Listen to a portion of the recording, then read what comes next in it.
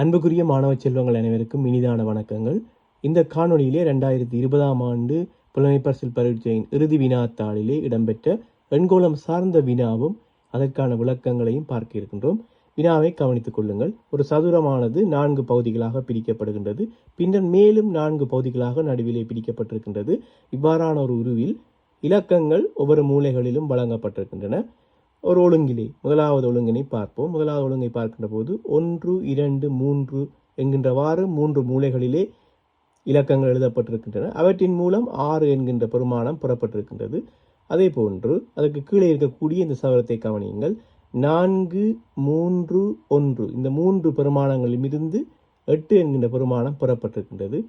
அதே போல 3, 6, 3 இந்த 3 பெருமானங்களிலும் இருந்து 12 என்கின்ற இந்த பெருமானம் உருவாக்கப்பட்டிருக்கின்றது.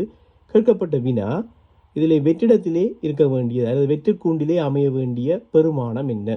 3 விடை தரப்பட்டிருக்கின்றது. 14, 15, 16. மிக இலகுவான ஒரு ஒழுங்கமைப்பிலே இந்த வினா காணப்படுகின்றது. எவ்வாறு சொன்னால், முதலாவது சதுரத்தை கவனித்துக் கொள்ளுங்கள். 1, 2, 3 இந்த 3 பெருமானங்களையும் நாங்கள் கூட்டுகின்ற போது 6 புறப்படும். 1, 2, 3, 3, 3, 6. இது சரியா இருக்கின்றதா? அடுத்ததை பார்ப்போம். 3, 6, 9. மீண்டும் 3ஐ கூட்டுகின்ற போது 9, 3, 12. சரியான முறையிலே அமைகின்றது. இதனையும் பார்ப்போம். 4, 3, 7, 7, 1, 8. 4, 3, 1 இந்த 3 இலக்கங்களையும் கூட்டுகின்ற போது 8. சரியான முறையிலே இந்த எண்கோளமானது அமைந்திருக்கின்றது. ஆகவே நாங்கள் கண்டுபிடிக்க வேண்டிய இந்த அமைப்பினை பார்ப்போம். 3 மூலைகளிலும் 5 என்கின்ற இலக்கம் காணப்படுகின்றது.